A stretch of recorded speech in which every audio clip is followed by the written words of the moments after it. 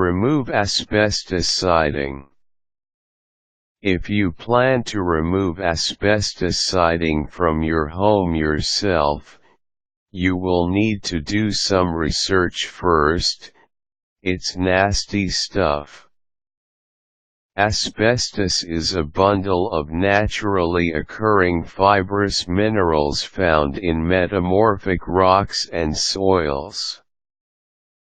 Its fibers are long and thin, and easily separated from one another. As long as the asbestos remains undisturbed, there is no way for the fibers to be released into the air and inhaled. But once the fibers are released, they become problematic.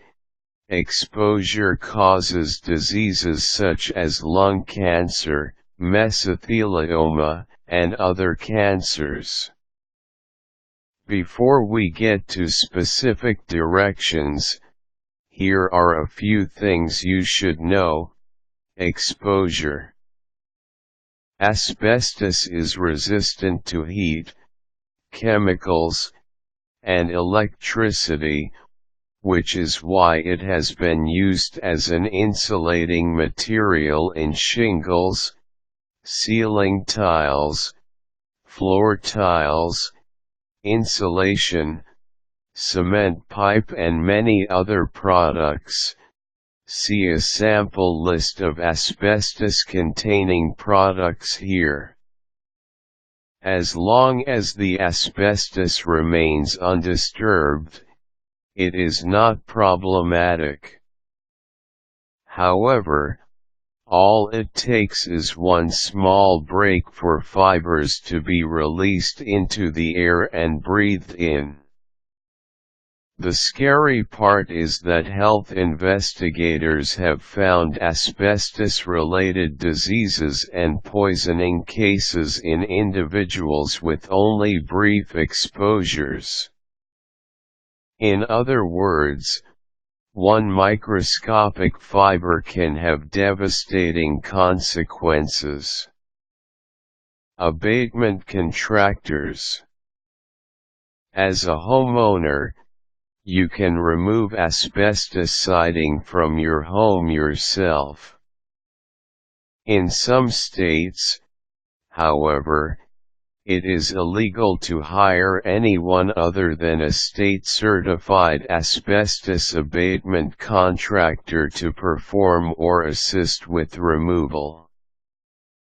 They have specialized equipment and extensive training on the removal of asbestos siding and materials according to your state's guidelines.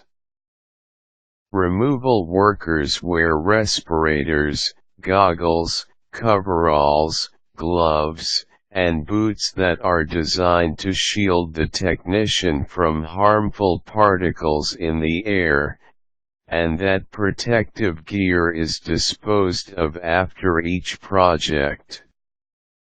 They use surfactants that keep the asbestos wet so that if a break should occur, fewer fibers will escape.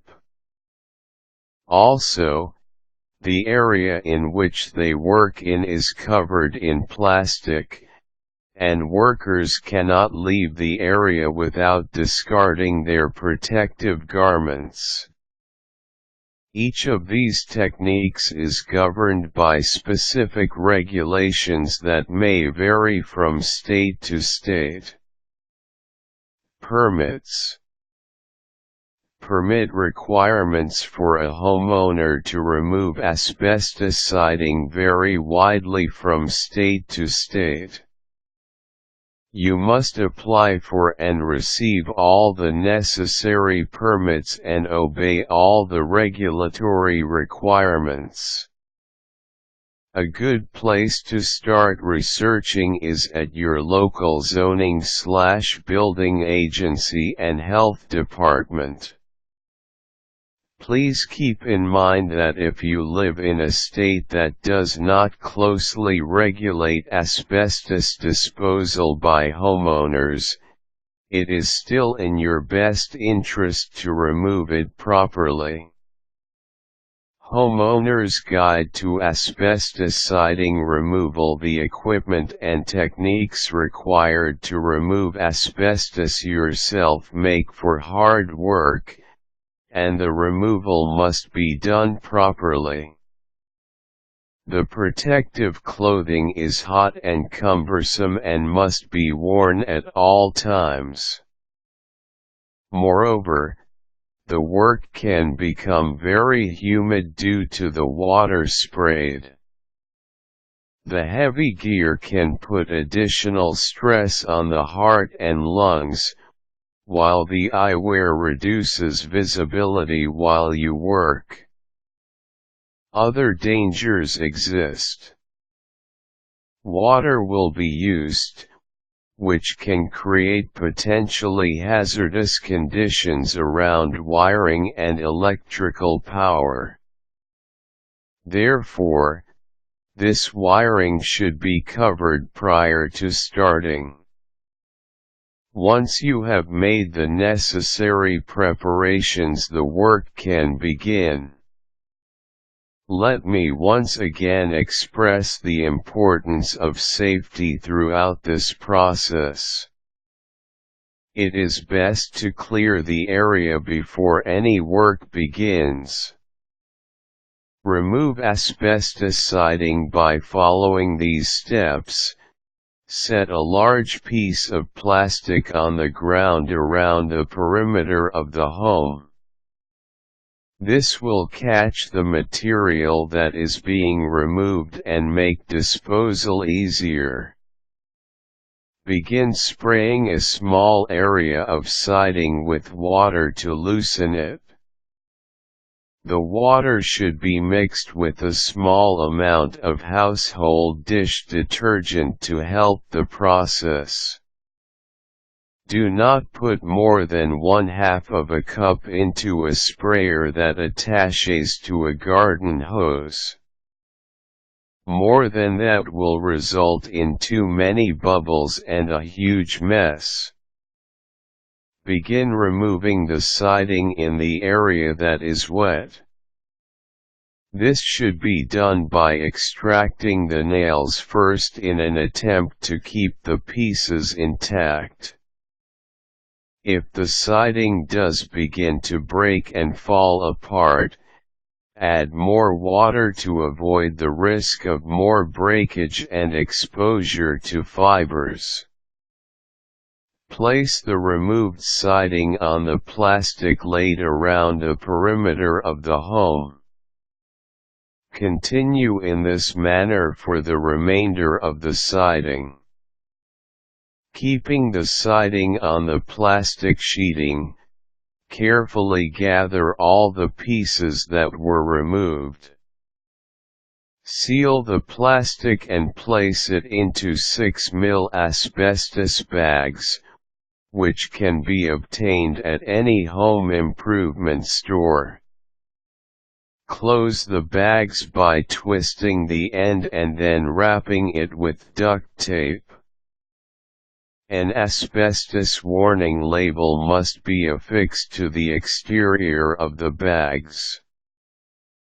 Place all clothing worn as well as materials, such as wash rags, that were used into these bags as well.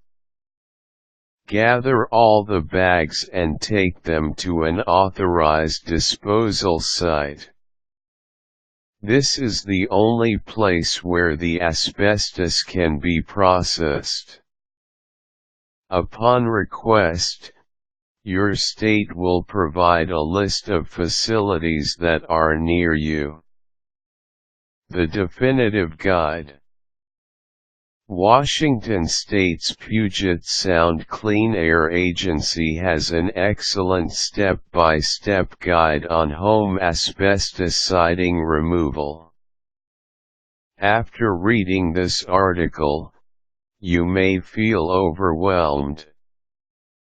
The process to remove the siding yourself is quite complicated, and I do recommend that you hire a certified professional to do this work. However, if you are set on doing the removal yourself, please print out how to properly remove asbestos board siding, and follow its recommendations. Useful links: EPA U.S. Department of Labor Occupational Safety and Health Administration Sample List of Asbestos-Containing Materials, Asbestos Removal Contractors and Consultants, How to Properly Remove Asbestos Board Siding.